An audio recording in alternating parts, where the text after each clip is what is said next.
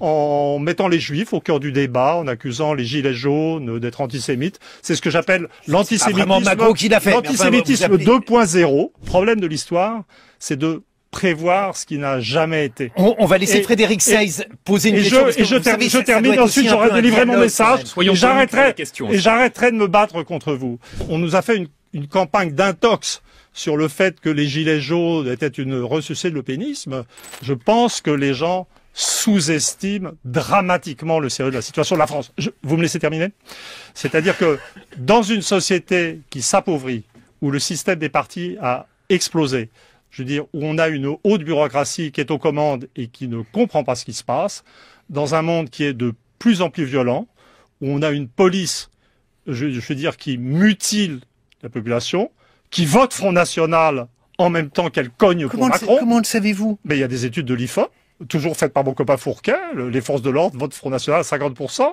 Et vous voyez, en fait, il y a une sorte de lien organique. Et moi, j'ai écrit ce livre, pas du tout... le livre est, je reconnais, assez tonique dans l'expression, mais c'est un livre de dévoilement, et c'est un livre que j'ai écrit pour avertir des périls qui nous guettent. C'est un livre profondément pacifiste, mais qui montre, qui va jusqu'au bout des hypothèses, avec une sorte de cruauté didactique pour montrer le problème de l'histoire, c'est de prévoir ce qui n'a jamais été. On va laisser Frédéric Seyss poser une question. Je termine, ensuite j'aurai délivré mon message et j'arrêterai de me battre contre vous. On dialogue. Enfin, moi j'essaye d'en placer une. L'une des hypothèses de mon livre, donc les gens sont dans un modèle d'opposition du macronisme et du lupénisme. Et moi, ce que je dis, c'est que c'est pas ça, compte tenu de la structure sociale, compte tenu de l'autonomisation de l'État, compte tenu du fait que tout ce que fait l'État maintenant, c'est de la répression violente, et que cette répression violente, je dirais, est faite par des gens qui votent pour le Front National. Je spécule sur une collaboration future. Il y a des violences policières. Je spécule. Au contraire du modèle qui oppose le lepénisme et le macronisme, moi, je spécule sur quelque chose qu'on pourrait peut-être appeler dans le futur le macro-lepénisme. C'est-à-dire une collaboration du macronisme et du lepénisme dans les violences faites à la société. Aujourd'hui, c'est de la politique fiction, et en tout cas, dans le cas des violences policières, même si elles existent, c'est tout concevoir pour que ça n'arrive pas. Bon, Frédéric Seyss, une question. Deux questions même. Deux. Comme mon temps de parole va être limité, je le sens, je ne sais pas pourquoi. Je vais les grouper. Dans votre hypothèse que vous venez d'évoquer, Emmanuel Todd, vous parlez de macrono-lepénisme. Bon, voilà, effectivement un peu de politique fiction. Le livre ne contient que le macro-bénalisme. Dans ce cas-là, qui serait l'opposition? Et deuxième question, quand vous parlez de mise au pas, alors on peut entendre effectivement et on peut voir une certaine violence dans l'application des réformes, c'est comme ça que vous l'interprétez en tout cas, mais malgré tout, et même si les Français n'ont pas voté spécifiquement pour cette réforme des retraites, chacun le sait, vous pourrez dire que les Français ont voté Macron par crainte du lepénisme au second tour, mais malgré tout, ils ont tout de même élu ce président dont ça figurait dans le programme, cette réforme des retraites, et y compris ensuite aux législatives, où il n'y avait pas le risque Le Pen, ils ont confirmé leur choix. Alors évidemment, il y a des mécanismes institutionnels qui incitent à confirmer le choix de la présidentielle, mais malgré tout, est-ce que le mot de mise au pas que vous utilisez n'est pas trop fort et ne correspond pas à une certaine exagération? Je n'ose vous en suspecter, bien sûr. Alors pour le mot mise au pas, en français, je reconnais pour Gleichaltung que je me suis un peu amusé, mais pour mise au pas... C'est mieux d'ailleurs pour mise au pas... terme. Non mais c'était drôle de le dire quand même. Hein, bon, les comparaisons avec le nazisme ne font pas forcément rigoler tout le monde. Non mais les concepts sont importants. Bon, je voudrais quand même répondre à la question. Je crois que la notion de les gens votent, vous êtes dans cette illusion du les gens votent, le candidat est élu démocratiquement. Non, Piketty avait mis en évidence le fait que les 1 ou 0,1% de la société française supérieure s'enrichissaient. Ça, je suis d'accord.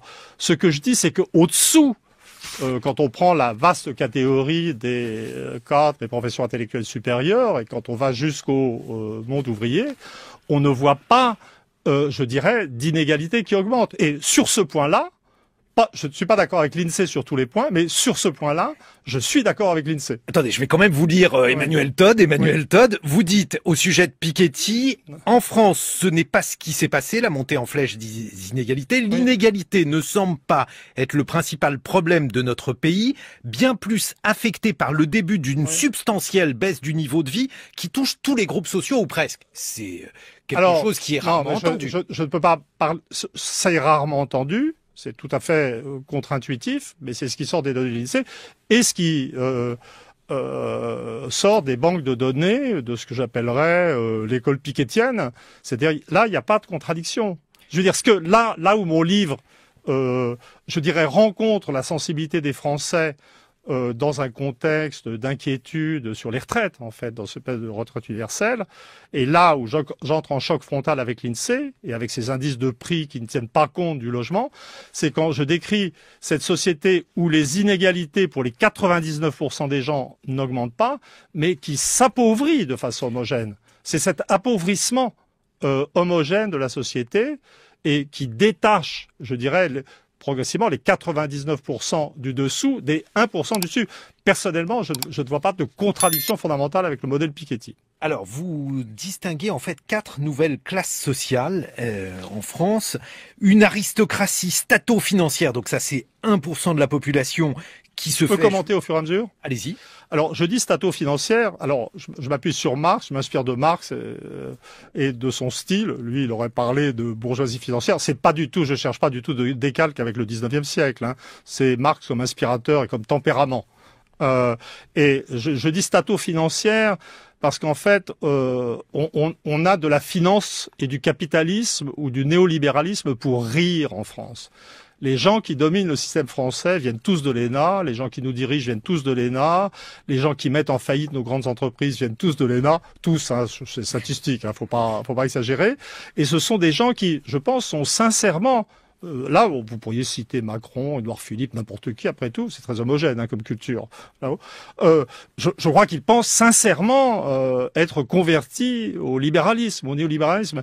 Mais c'est des mecs, ce sont des gens qui ont été formés par l'ENA, qui ont été entraînés à vérifier les comptes du secteur public, qui pensent en termes de contraction des dépenses et qui n'ont aucun instinct du marché. Et toute leur activité, donc, ce sont ces gens qui ont inventé l'euro, qui est une monnaie très étatique pour un libéral, c'est-à-dire qui cherche à dominer la société, cet euro qui détruit l'économie française, et ils sont dans une sorte de bulle, ils se croient libéraux, ils sont à la tête de l'État, mais toutes les mesures qu'ils prennent de libéralisation dans le contexte de l'euro aboutissent à la destruction de l'économie capitaliste en France. On n'a plus de bourgeoisie industrielle. On a une industrie qui a disparu.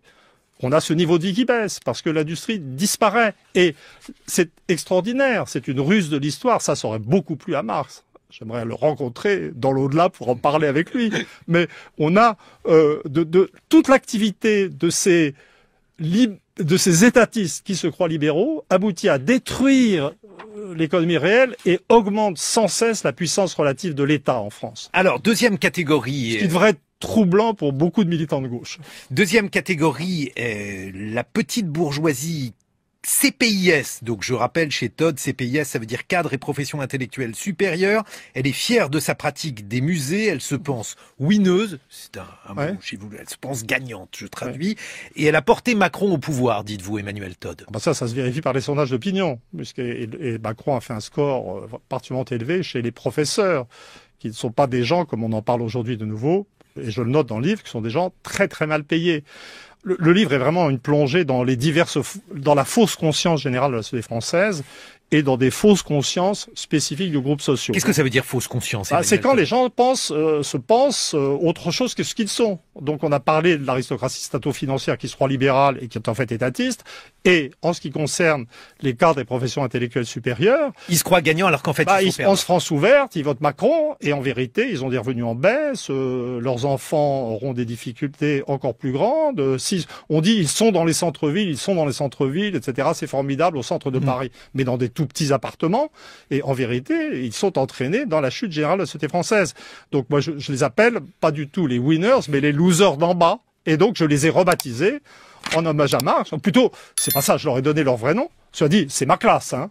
Moi, je suis un petit bourgeois loser. s'il vous plaît. CPIS, oui, tout à fait. Voilà. La majorité atomisée, alors là, ça représente 50% de la population. Oui. Il y a par exemple des agriculteurs, il y a aussi des employés qualifiés, des artisans. Mais le cœur, enfin, le cœur. Résiduel à 50%. Hein. Oui, mais je veux dire, l'axe central de cette catégorie, c'est les professions intermédiaires. Donc, il faut penser les infirmières, les techniciens, etc. Et c'est une catégorie, pour elle, on ne peut pas parler de fausse conscience, on doit parler de non-conscience. Mais, si vous voulez, si vous avez une représentation avec 20% d'en haut, 1% de vrais privilégiés, 19% de gens de losers d'en haut, ensuite vous avez 50% de cette majorité qui n'a pas conscience d'elle-même, et puis le reste, ça va vous donner, je vous laisse faire le calcul, quelque chose comme 20% et des poussières, vous avez une description de la structure sociale qui va correspondre en fait à la structure électorale.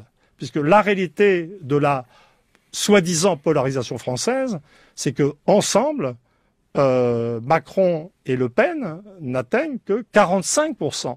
Et la vérité de la société française, c'est cette pulvérisation centrale de groupes qui n'ont pas conscience d'exister. Alors donc, on a vu qu'on avait les 20% d'électeurs d'Emmanuel Macron qui sont, dites-vous, dans la fausse conscience. Votre majorité atomisée, elle vote pour qui? Eh ben, j'ai des graphiques de trajectoire pour la petite bourgeoisie CPIS, pour les professions intermédiaires, qui sont le cœur de cette agence centrale, et pour le monde ouvrier. Et donc, il y a une cohérence pour ceux d'en haut et ceux d'en bas, mais ce qu'on voit, pour cette majorité atomisée, c'est un phénomène de zigzag et d'hésitation permanente. Et puis enfin, il y a le prolétariat quand même, puisque vous rendez hommage à Marx. Oui, maintenant, oui, enfin, puisque votre livre. Mais le prolétariat, il apparaît, je dirais, je pense pas en termes de communion avec le prolétariat, mais il apparaît sous deux espèces. C'est-à-dire, il y a le bon et le mauvais prolétariat. Il y a le prolétariat qui, j'espère, sera le prolétariat du passé et le prolétariat du futur.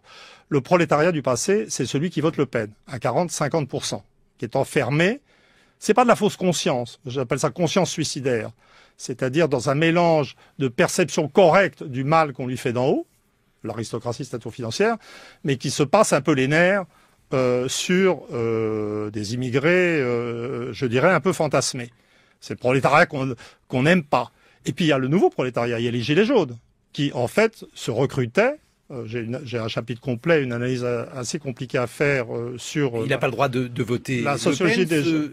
On nous a fait une campagne d'intox sur le fait que les gilets jaunes étaient une ressucée de l'eupénisme, mais bon, en termes de revenus, c'est sur les ronds-points 1 000 € par mois, dans les manifestations du samedi, c'est des gens qui travaillent, 1 400 € par mois, donc bien entendu, on tombe au-dessous des professions intermédiaires, mais il y a une grosse différence. C'est des gens qui étaient totalement dirigés contre les classes dirigeantes, qui étaient dans un phénomène de lutte des classes de type nouveau. Et puis la grande différence, c'est que le Front National, qui essaye de s'appeler Rassemblement National, arrive toujours à ramasser contre lui au deuxième tour les 2 tiers des Français. Il est haï en fait par la majorité des Français. Les Gilets jaunes ont eu 70% d'opinions favorables et qui ont duré jusque très tard dans les violences de la rue. Donc c'est le contraire. Peut-être c'est la classe ouvrière d'après, les Gilets jaunes. Emmanuel Todt, on se retrouve dans quelques instants pour continuer d'évoquer les luttes de classe en France au XXIe siècle. Votre dernier ouvrage qui est publié, je crois, c'est aux éditions du Seuil. Vous avez beaucoup cité votre éditeur, hein, quand même, Emmanuel Todt. Non, mais vous m'y avez contraint parce que j'étais confronté à un système pluraliste. Ah voilà, vous êtes dans la fausse conscience par rapport à votre éditeur. Il est 8h. Moi, je suis dans la névrose, c'est beaucoup plus fort. 7h, 9h, les matins de France Culture. Guillaume Erner. Et nous retrouvons notre invité Emmanuel Todt des luttes de classe en France au XXIe siècle. C'est votre livre publié aux éditions du Seuil. Une réaction sur le vote écologiste? Ça m'a beaucoup intéressé, mais au 2e degré. C'est l'attitude de la ministre, en fait. Parce que dans mon livre, j'étudie le déclin éducatif, en fait, en France à venir. Médian, ça sera vers 2030. Mais un déclin éducatif qui est partagé par toutes les classes. Encore un signe d'homogénéisation. Et puis je note le décrochement de l'intelligence et du niveau de diplôme. Et donc j'évoque dans mon livre l'augmentation, j'évoque le réarmement intellectuel des catégories sociales dites inférieures, les leaders gilets jaunes en tête, et j'évoque aussi l'augmentation incessante du taux de crétins diplômés dans le haut de la structure sociale, et au gouvernement en particulier. Et je suis très heureux d'en avoir une illustration ce matin par les paroles de cette ministre, qui doit être mise dans ce modèle général du tout et n'importe quoi. Je ne sais pas si vous vous rendez compte de ce qu'on est en train de commenter. Je veux dire, on pourrait même intégrer les réactions de Mélenchon. Je veux dire, tout ça évoque un État. Alors là, ça évoque plutôt une fausse conscience qui est en train de se désintégrer dans l'absurde. C'est qu'on est en train de passer de la fausse conscience vue par Marx à une sorte de délire du type Il va falloir que Père-Ubu. vous explicitiez à nouveau ce que vous évoquez par Non, mais vous vous rendez bien compte que tout ce qui a été dit n'a aucun rapport avec les situations. La situation, c'est la baisse du niveau de vie, c'est le problème de la retraite qu'on dit universel, mais qu'on pourrait appeler aussi bien, je dirais, le minimum vieillesse pour tous. On n'a pas le droit de parler d'écologie ? Comment? Mais j'admets ne pas avoir une très forte conscience écologique, mais mêler l'écologie à ce débat, placer ensemble, le mot oxymore a été employé, tout mélanger, je veux dire, c'est le signe. Mais si vous voulez, le système politique français, c'est ce que j'explique dans mon livre, on a des gens qui se présentent comme anti-le-pénistes pour protéger la démocratie et qui font comme si la démocratie représentative existait toujours. Mais depuis l'entrée dans l'euro, et avec les règles commerciales de l'Union, il n'y a plus de démocratie représentative. Pourquoi ? En France, parce que le président, le gouvernement, l'exécutif et les députés n'ont plus le pouvoir de changer la gestion économique. Donc, en un certain sens, les gens se trompent. Ils pensent que la démocratie, c'est voter et parler librement. Ça, on l'a encore. Vous m'avez invité. Donc, je peux dire ce que je veux, me semble-t-il. Mais la démocratie, c'est quand on peut agir. Et donc, toute la vie politique, depuis Sarkozy, n'est plus qu'une vaste comédie. Mais pourquoi alors, c'est une comédie, par exemple, la réforme des retraites? Non, alors là... Emmanuel Todd, c'est pas une décision du gouvernement? C'est une décision, mais c'est voilà. Alors, le gouvernement, dans ce contexte, ne peut faire que deux choses, puisqu'il ne peut pas vraiment agir positivement en économie. Il peut nous parler de l'islam, hein, c'est-à-dire nous parler de problèmes religieux qu'il exagère énormément. Macron a innové en mettant les juifs au cœur du débat, en accusant les gilets jaunes d'être antisémites. C'est ce que j'appelle l'antisémitisme 2.0.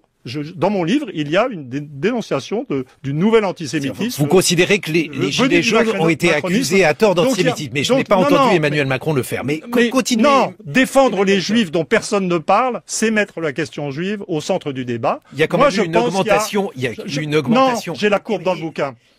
Mais moi, j'ai pas d'augmentation. Attendez, Emmanuel Todd. Elle est dans le bouquin. Il faut que je réussisse quand même à vous poser. Je voudrais terminer de temps en temps des questions sur la possibilité de l'action du gouvernement.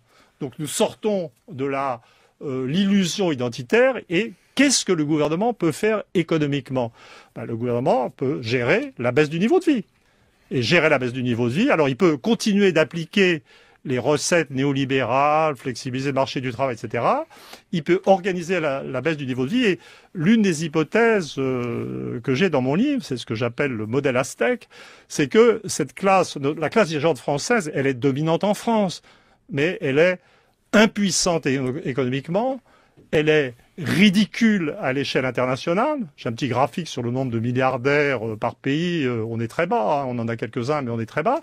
Et je soupçonne notre classe dirigeante, surtout depuis l'histoire des Gilets jaunes, d'être dans un grand état de désarroi spirituel, d'être malheureuse, impuissante, et sa seule possibilité, en fait, c'est se venger sur le peuple français. Donc je pense qu'il y a dans les politiques sociales qui sont menées, et même dans l'histoire de la retraite universelle, un élément de sadisme politique. Mais alors quoi, c'est du ressentiment qui... C'est l'une des thèses centrales de mon bouquin. Les dernières élections ont désavoué l'euro. J'ai une analyse détaillée. Le livre et toute l'idée du livre de départ, qui est un livre d'historien, je me laisse aller à dire ce que je pense, mais fondamentalement c'est un livre d'historien. Je me définis au début comme un vaincu de l'histoire, donc je ne vis pas dans l'illusion. Et je dis que... Vaincu de l'histoire parce que vous êtes contre l'euro et que vous voyez... J'ai dit que ça allait nous mener à l'appauvrissement, on y est, j'ai eu raison, mais je suis un vaincu de l'histoire, parce que avoir raison tout seul, c'est avoir tort, en histoire, hein, si je peux me permettre de le dire. Et tout le livre est construit sur cette admission d'un paradoxe. C'est-à-dire que l'euro est passé à de justesse. Il a été mis en place, il a eu des effets économiques désastreux dont les gens ne parlent plus en France, mais que à l'extérieur. Moi, je vis dans une littérature plutôt anglophone intellectuellement. Je vis à l'extérieur de France intellectuellement. Je ne vis pas en France intellectuellement. Je lis des économistes américains, suédois, des trucs des patrons allemands. Donc, échec économique de l'euro absolu qui nous mène à l'appauvrissement, qui nous mène à ces conflits de gilets jaunes, de retraite, qui sont des problèmes d'appauvrissement. Mais, dans cette période, et c'est le thème central du livre, l'opposition à l'euro n'a cessé de faiblir. Et je mesure l'affaiblissement de l'opposition à l'euro. Et je cherche à l'expliquer en analysant la structure de classe. J'ai un chapitre complet sur l'évolution des mentalités dans lequel j'utilise à la fois la sociologie de Durkheim et la sociologie plus récente d'Alain Ehrenberg, avec des concepts d'homme que je finis, moi, pour lui, l'homme est fatigué, pour moi, il est carrément diminué. Mais vous voyez, donc, ne m'accusez pas de fausse conscience.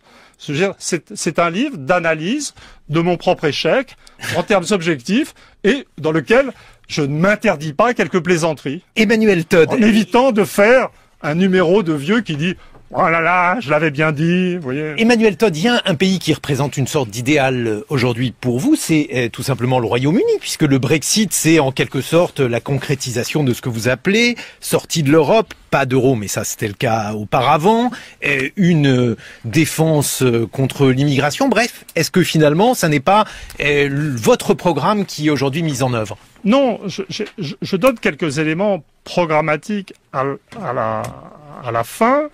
Mais, si vous voulez, moi je suis anthropologue de l'histoire. Et donc, dans mon livre, je vais dire, l'erreur pour les dirigeants français, c'est d'avoir pensé qu'on pouvait transformer les Français en Allemands, notre peuple. Mais parce que vous considérez qu'il y a des cultures nationales. Voilà, mais je ne vais pas faire l'erreur inverse et commencer à m'imaginer qu'on peut transformer les Français en Anglais. Vous voyez? Donc, il s'agit de voir quelle est la trajectoire historique de la France. La tradition. Qu'est-ce qui empêcherait les Français d'être anglais par rapport au système anthropologique que vous étudiez, Emmanuel? Alors d'abord, j'étudie dans le bouquin, dans cette analyse de l'homogénéité croissante du système français, j'étudie une sorte de harakiri partiel. Je finis par diagnostiquer la fin de l'action des structures familiales régionales. Il y avait des régions libérales égalitaires, il y a des régions autoritaires inégalitaires. Je dis, ça disparaît, le territoire est plus homogène. Ça correspond aussi à la disparition de la différence catholique, laïque. Donc vous faites l'anti-Fourquet par rapport à ça? Oui, mais Fourquet, j'aime pas quand le sondeur qui explique qu'il y a une archipélisation. Et puis, Fourquet n'est pas qu'un sondeur, c'est un type qui pense, et puis on a travaillé ensemble, et j'aime pas être mis en opposition avec Fourquet. C'est psychologique. C'est psychologique. Même si on aboutit à des thèses complètement opposées. Mais la tradition française, c'est la coexistence dans l'espace national de valeurs libérales égalitaires et plus minoritaires du tiers des valeurs autoritaires inégalitaires. Avant, c'était une distribution plutôt régionale. Maintenant, j'ai l'impression, c'est ce que je fais, que il n'y a plus de différence régionale, mais que quelque part, les valeurs libérales égalitaires se sont concentrées vers le bas de la société et que les valeurs autoritaires et inégalitaires se sont concentrées vers le haut. Et donc, on va vers des affrontements de classes de plus en plus violents. Mais encore une fois, il faut bien comprendre que moi, quand je parle de lutte des classes, ça n'est pas pour prôner la violence, c'est pour l'éviter. Mais Emmanuel Todd, juste une dernière question. Comment concilier le fait que vous consacrez tout un bouquin à dire que la France est de plus en plus homogène et la survenue de ces luttes de classe? Parce que les luttes de classe efficaces, c'est tout le monde contre les 1% d'en haut. Et ce que je dis, et c'est. Mais vous dites que les 1% français sont moins riches, moins puissants que les autres 1%. À l'extérieur, mais en France, ils dominent. Il y a quand même quelques personnes qui s'en sortent fort bien en France et qui de plus, ça n'est pas ce que vous niez, et qui de plus gèrent le pays de façon désastreuse. Ce qui est pour moi crucial, c'est l'évolution de cette classe, ce que j'appelle la petite bourgeoisie CPIS, avec en son cœur les enseignants. Cette classe qui est ma classe, qui est déjà sorti du macronisme et qui est un peu passé dans le vote vert aux dernières européennes, et qui est en train de sortir de la fausse conscience. Et mon modèle historique général de lutte des classes, c'est que la lutte des classes, c'est bien entendu des classes inférieures au sens technique qui se mettent en mouvement. C'est une phase qu'on a déjà eue, les gilets jaunes, mais que ça ne devient dangereux que quand la petite bourgeoisie s'en mêle, et la prise de conscience des enseignants avec cette histoire de retraite, c'est le début d'une nouvelle phase. Mais c'est une phase, la lutte des classes, c'est tout le monde contre les 1% d'en haut. C'est une société réunifiée. Alors, dans cette vidéo, Emmanuel Todd propose une lecture critique de la société française contemporaine, marquée selon lui par un appauvrissement généralisé, une perte de repères politiques et une élite technocratique de plus en plus déconnectée. Il évoque la fragmentation sociale, la crise démocratique et l'émergence de nouvelles formes de mobilisation comme les gilets jaunes. Todd remet aussi en question les oppositions traditionnelles entre Macron et Le Pen qu'il voit comme potentiellement complémentaires dans un contexte de répression étatique. La France traverse-t-elle une mutation profonde de son système politique? Sommes-nous à l'aube d'un nouveau clivage social? Donnez votre avis en commentaire et abonnez-vous à la chaîne pour ne rien rater des prochaines analyses d'actualité. À tout de suite.